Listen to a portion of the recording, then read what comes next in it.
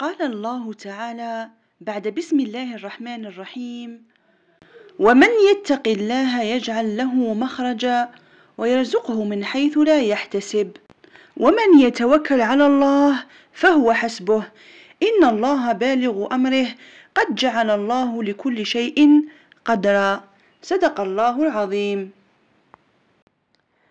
دعا رجل غني جدا ليس له عائلة ولا أولاد جميع العاملين عنده على العشاء، ووضع أمام كل واحد منهم نسخة من القرآن الكريم ومبلغ من المال.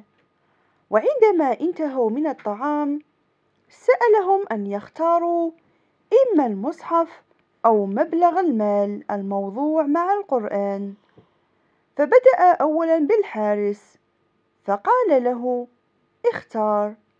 جاوب الحارس بدون خجل فقال: إني كنت أتمنى اختيار القرآن لكني لا أعرف القراءة، لذلك سآخذ الفلوس أكثر فائدة بالنسبة لي، لذلك اختار الفلوس. ثم سأل الفلاح الذي يشتغل عنده فقالوا له: اختار. فقال له: إن زوجتي مريضة جدا وأحتاج للفلوس حتى أعالجها، ولولا هذا السبب كنت اخترت القرآن، لكني أريد الفلوس. بعدها سأل الطباخ عما يختار، القرآن أو الفلوس، فقال له: إني أحب القراءة لكني عندما أعمل ما عندي وقت أقرأ، لذلك أختار الفلوس. آخر دور جاء إلى الطفل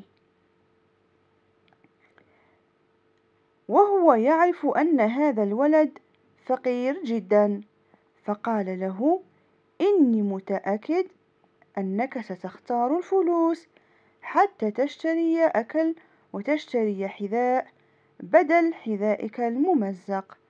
فأجابه الولد: صحيح، إنه صعب علي أن أشتري حذاء جديدا أو أشتري دجاجة لآكلها مع أمي، لكني سأختار القرآن لأن أمي قالت لي كلمة من الله سبحانه وتعالى مفيدة أكثر من الذهب وطعمها أحلى من الشهد.